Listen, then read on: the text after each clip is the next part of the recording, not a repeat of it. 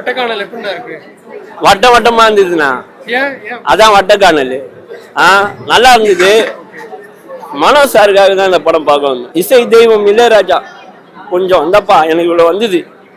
பாட்டு பாடினீங்க. இந்த எஸ்பிபி, இந்த சைலஜா, இந்த மனோ, இந்த சித்ரா அப்படின்னு கொஞ்சம் அவங்களுக்கு குத்துருக்கலாம்ல.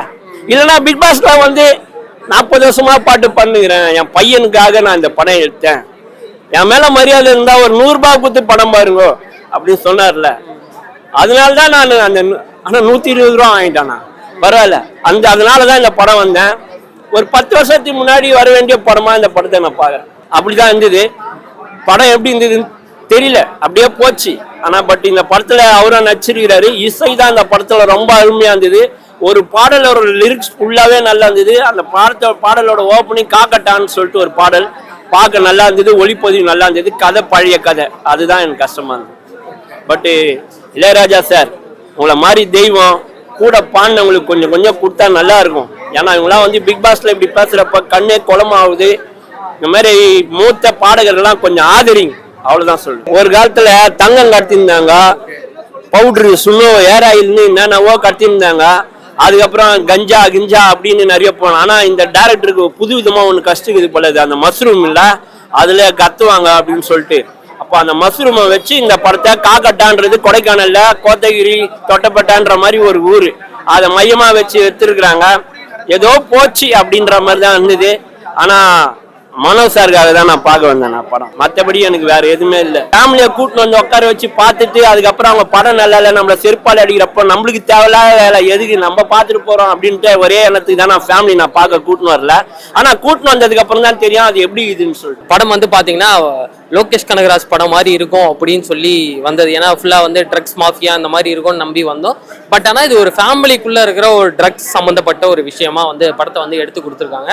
வட்டக்கானல் இது வந்து கொடைக்கானல் பகுதியில் வந்து இருக்கிற ஒரு இடம் நம்ம எல்லாருக்குமே தெரியும். பட் அந்த இடத்துல மேஜிக் மஷ்ரூம் வந்து விளையுது. அதை வந்து எடுத்து வந்து உற்பத்தி பண்ணி பயங்கரமா அதை வந்து விவசாயம் பண்றாங்க. ஆக்சுவலி இந்த படத்துல வந்து நிறைய நல்ல விஷயங்கள் பேசியிருக்காங்க. என்னன்னா வந்து விவசாயம் பண்றது எந்த அளவுக்கு நல்லது அப்படிங்கிறதையும் சொல்லியிருக்காங்க. நீங்க வந்து நெல் விதைக்கிறது மட்டும் விவசாயம் கிடையாது, இந்த மாதிரி போதைப் பொருட்களை விதைக்கிறதும் வந்து விவசாயம் அப்படின்னு வந்து சொல்லியிருக்காங்க. படம் வந்து மனோஜ் சாரோட வாய்ஸ் தான் படத்துல வந்து பெரிய மேஜரான விஷயமா இருக்கு. ஸ்டார்டிங்ல அவரோட வாய்ஸ் வந்து, எண்டிங்ல அவரோட வாய்ஸ் வந்து, நடுவில் பாடல்களும் அவர் வந்து பாடியிருக்காரு. அதை தாண்டி படத்துல பிளஸ் பாயிண்ட்னா இன்னும் கதைக்கு வந்து ஒரு உயிரோட்டம் கொடுத்துருக்கலாமோ அப்படிங்கிறது வந்து இருந்துச்சு.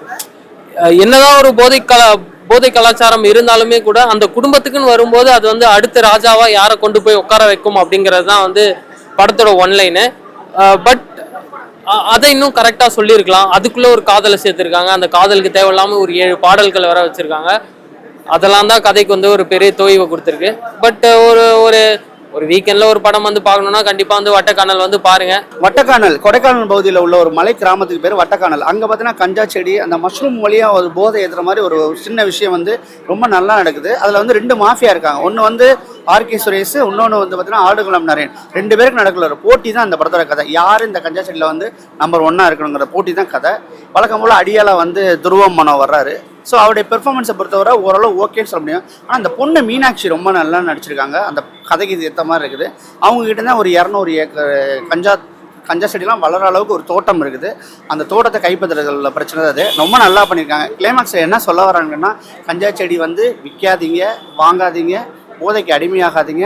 அடிமையானால் அவங்க வாழ்க்கை வந்து கிளைமாக்ஸில் வந்து ரொம்ப பேடாக தான் போய் முடியும்னு சொல்கிறது தான் இந்த டைரக்டர் எடுத்து சொல்லியிருக்காரு. படம் வந்து ஒரு டீசன்ட் வாட்ச் போகிறத பார்க்கலாம். எல்லாமே சிஜியில் பண்ணதுனால எதுவுமே கனெக்ட் ஆகலன்னு தான் சொல்ல முடியும். ஒருவேளை அது போதை அடிக்கிறவங்களுக்கு அது ரொம்ப ஃபேண்டாஸ்டிக்காக இருக்கலாம். எனக்கு அதை வந்து சுத்தமாக எனக்கு கனெக்ட் ஆகலை. என் பர்சனலாக என்னோட பாயிண்ட் ஆஃப் வியூவில் வந்து அந்த போதை இதை எதுவுமே இந்த படத்தில் கனெக்ட் ஆகலை. ஒருவேளை லோகேஷ் கனகராஜ் படமாக இருந்துச்சுன்னா ரொம்ப கனெக்ட் ஆகும். ஸோ இந்த மாதிரிலாம் இருக்குன்னு சொல்லலாம். இது ஒரு சின்ன ஒரு மிரர் ஷேக் எஃபெக்ட்லேயே ஃபுல்லாக காமிச்சிட்டாங்க. ஸோ பெருசாக ஒன்று அஃபெக்ட் ஆகலை. ஃபேமிலியாக பார்க்கலாம், அதுலாம் எந்த டவுட்டும் கிடையாது. ஃபேமிலியாக பார்க்கலாம். இன்னும் எல்லாருமே நல்லா பண்ணியிருக்கலாம். ஒரு கதையை வந்து வேறு மாதிரி பண்ணியிருக்கலாம்னு சொல்லிட்டு எனக்கு ஆசை.